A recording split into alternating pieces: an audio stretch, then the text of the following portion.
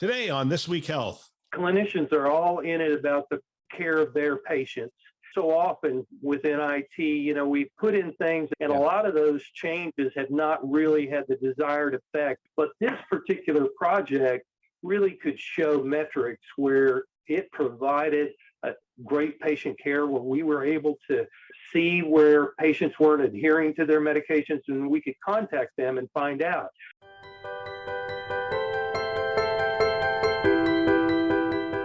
Welcome to This Week Health Community. This is Town Hall, a show hosted by leaders on the front lines with interviews of people making things happen in healthcare with technology. My name is Bill Russell, the creator of This Week Health, a set of channels designed to amplify great thinking to propel healthcare forward. We want to thank our show sponsors, Olive, Rubric, Trellix, Medigate, and F5 in partnership with Sirius Healthcare for investing in our mission to develop the next generation of health leaders. Now, on to our show. Good afternoon, everyone. This is Reid Stephan, VP and CIO at St. Luke's Health System. Welcome to this episode of the This Week Health podcast. I'm joined today by Chris Roark, CIO at Stillwater Medical Center. Chris, thanks so much for making the time today. It's a pleasure. Thanks for having me on today. So Chris, maybe to start with, tell us a bit about Stillwater Medical Center, where you're at, the scope of your services. Okay. Stillwater Medical Center is a 117-bed facility. We also have two other smaller facilities that we have in small communities in the state within about 65-mile radius of Stillwater, Oklahoma. We also have home health and durable medical equipment. We have a hospice, and we have about 36 physician practices that goes the gamut from cancer center to orthopedics, family medicine, you name it, we've got a lot of it. So, all right, that sounds like a broad range of services and scope you have there. Let's talk for a minute. Share about the challenge you've had historically with having access to complete and accurate medication histories for your patients. Yeah, the problem that we currently have a lot of, or that we have had in the past, so it's been that our medication histories were not up to date in all the different systems that we have. So we've grown by bits and pieces over the last 20 years. Specifically in the last, say, 6 to 7 years, we've grown significantly during that time span. We've added 2 hospitals and probably, I would say, 30 clinics. Up until that point, we had about 6, 7 clinics, but over the last 6, 7 years, we've added a lot to our span of practice, which in most cases has come with some certain overheads. For instance, we probably have about 7 different EHRs that we use on a daily basis. Within our hospital system, it's fairly consistent. We use Meditech throughout those systems. We also use it in our hospice and our home health. But when you get into the clinic world, although we're probably heavily structured in a next-gen environment for about 90% of those clinics, some of the specialty clinics that we have taken on we've also taken on EHRs for them as well. So we have about another 6 different EHRs in those. And a couple of the family care centers that we've taken on also were heavy users of Athena. And as you know, that's a really good clinical system. And so they've stayed on those systems. The difficulty that we have is trying to marry in one way or another the medication history of our patients throughout all those different avenues of care. And that's been difficult. Most of the time, patients are going to see their primary care physicians or specialty physician, and it's those records that are being updated, which means that when they come into the hospital, we weren't getting all that information to come across. Over the last several years, we've done some things to plug those holes. So I think that gives you kind of a good background of where we are. Yeah, I can't imagine 7 EHRs. We just have 1. And even that is a beast. So multiply that by a factor of 7. That is a challenging proposition. Does Oklahoma have an HIE? Like, is that an avenue that provides any relief from that challenge, or are there still difficulties there? There are difficulties, but we do have an HIE, which we participate in. Mm-hmm. The problem is that not all the small clinics participate within those. We do have our primary with Meditech and NextGen both contributing to those. But some of the smaller clinics that we have that are on different systems are not contributing. And so that presents a challenge for us. And also for those outside, those are not always being contributed. Those medications are not always going up as well. So. Yeah. Okay. So you've done a nice job articulating the problem and the scope of it, the complexity. What are some ways that you've been able to mitigate this risk and overcome this challenge? Well, that's a great question. It's presented a problem for quite some time. One of the things that we've done here in the last couple of years is we've used a product from Dr. First that's called Med History, and it allows those histories within our Meditech EHR. We can actually go out and we can pull those in. So that, and it searches through the pharmacy databases that are out there to find when a patient has filled a medication, and that allows us to pull those back up into those records. As you mentioned, we also have an HIE. If that information is out there, we can actually pull that in as well. So that's helped us significantly. Give us an idea of how long it took to deploy that solution to where it started to make a meaningful difference. Are we talking years, months? What was the nature of that project runway? Yeah, it didn't take years. It took months. Always there's going to be some fine tuning of that kind of a process. And really, the product that is delivered by Dr. First is pretty much one and done, but it's a process within our organizations to make those changes. So, and that means making sure that we communicate that throughout our different hospitals to make sure that they understand that there's ways that they can go out, pull in that external data into the database. The other nice thing is that Dr. First also has kind of a population risk management piece that we've been able to develop kind of in conjunction with them to look at some of those patient populations that are most difficult, such as diabetes. Yeah. And so that's been one of the things that has really been a great boost to our organization as we've looked at that, like the A1Cs. We knew that just looking at the A1Cs, we had some kind of an issue going on there. And by using that population risk management tool that they provide, our nurse care managers that are in charge of that have been able to go in, take a look and see which patients are on what medications, and also be able to determine if they're filling that, because as you probably well know, it's adherence to medications that really makes the changes in a patient's condition. So that's been a big help. We'll return to our show in just a moment. I wanted to take a second to share our upcoming webinar, Cyber Insecurity in Healthcare, the Cost and Impact on Patient Safety and Care. Cyber criminals have shut down clinical trials and treatment studies, cut off hospitals' access to patient records, demanding multi-million-dollar ransoms for their return. Our webinar will discuss IT budgeting, project priority, and in-distress communication, amongst other things, to serve our patients affected by cyber criminals. Join us on November 3rd for this critical conversation.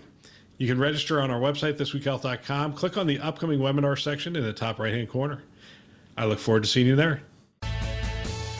How much of this rollout was totally within your control? Meaning, was this something that you just did and it was transparent to other clinics and other locations across the state?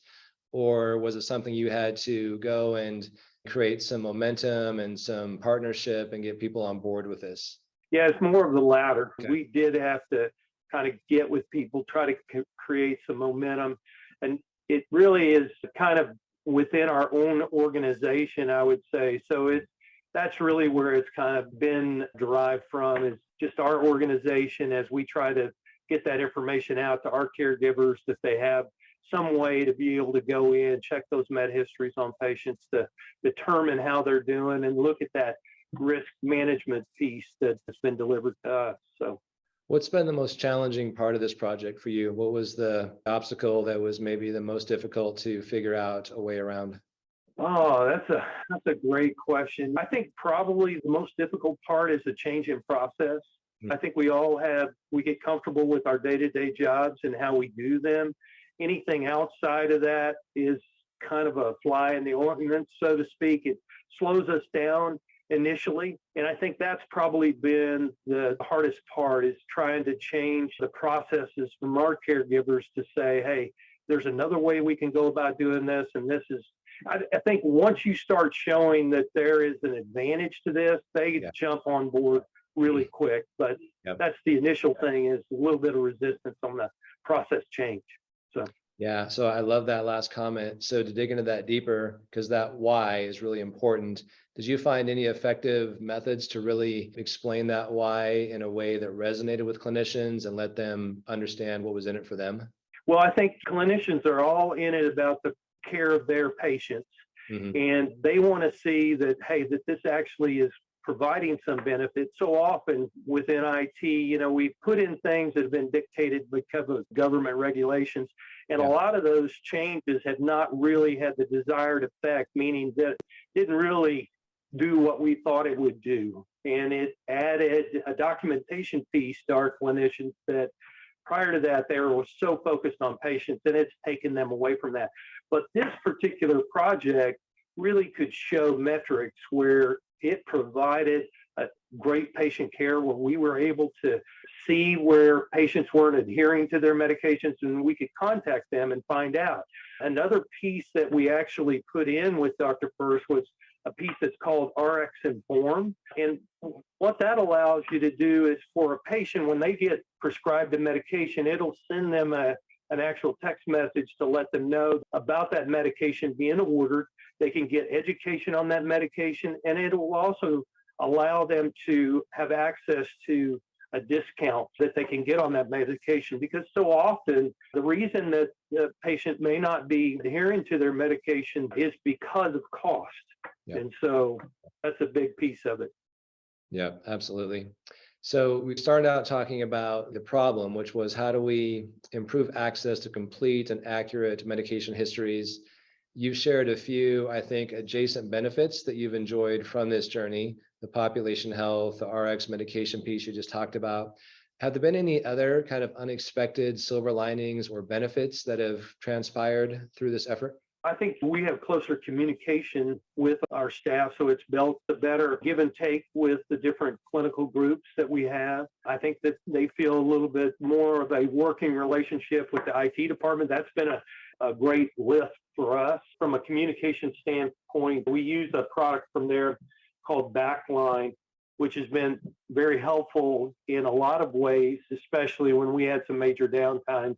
But we use it on a daily basis for both our emergency department to kind of make things easier as patients move to the floors, and also especially use it for our home health and our hospice areas for communicating patient information. We have several RNs that work on the IT staff, and so they've been able to establish some better relationships in that regard. We've also kind of developed greater communication out with different products that we have as well. So there's a lot of silver linings. I think the best thing is that greater patient care, Yeah. being able to see those things that we know, or, hey, that's something that we can do something about, because we can talk to that patient, we can counsel them, we can see if we can get them to maybe pay closer attention to taking those medications. So.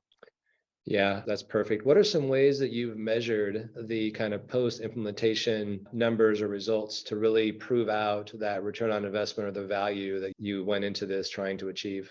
Yeah, we worked with Dr. First on that so that we could try to establish what we were seeing. We know that, for instance, on the RX Inform piece that we have, that we had a 44% click rate between April and August of this year. So when you get actual numbers that we can see that patients are actually using the products that we're putting in front of them, that tells you something. We know that there's a number of people that are not going to go in and not going to do that, even if you provide it to them. But when you can see that this is actually making a difference, that really is what you're looking for in this. Yeah. Well, Chris, congratulations on tackling a large problem that's challenging across the country, and I think having a great result from it. Just in closing, what advice or what words of guidance would you offer anyone who maybe is just starting out on this journey to really get their arms around, again, trying to have access to a complete and accurate medication history for the populations they serve? Well, I think for number one is try not to have 7 or 8 EHRs. If you could have one, I think that's the way to go. So that would be number one. But I think if you have that many, try to determine what you have and what avenues you have for minimizing that impact. You mentioned the HIEs. That's a great way to start.